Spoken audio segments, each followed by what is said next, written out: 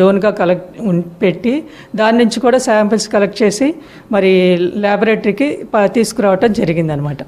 అదేవిధంగా చాలామంది ఒక అపోహ లేదంటే ఒక భయంతో ఉన్నారు, ఈ చికెన్ తినొద్దు, ఇది మనుషులపైన ప్రభావం చూపిస్తుంది అనేటటువంటి ఒక ఆలోచన సోషల్ మీడియాలో చాలా వరకు సర్క్యులేట్ అవుతూ ఉన్నాయి రకరకాల మెసేజ్లు. అది నిజంగానే మనుషులపైన ప్రభావం చూపేటంత సీరియస్నెస్ ఉందా ఈ వైరస్కి?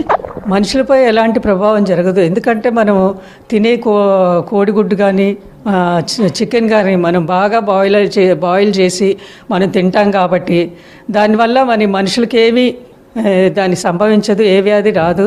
కాబట్టి ఇదేదో జూనాటిక్ అంటారు కానీ జూనాటిక్ కాదు, మనుషులకి వ్యాధి రానే రాదు. కాబట్టి నేను అందరినీ కోరేది ఏంటంటే మీరు ఏమీ భయాందోళన చెందకుండా ఆ చికెన్ని తినొచ్చు, గుడ్లని తినొచ్చు, బాగా ఉడకపెట్టుకొని తింటే దాంట్లో వైరస్ అనేది ఉండదు. మనం 100 డిగ్రీ సెంటీగ్రేడ్లో మనం చేస్తాం కాబట్టి ఆ వైరస్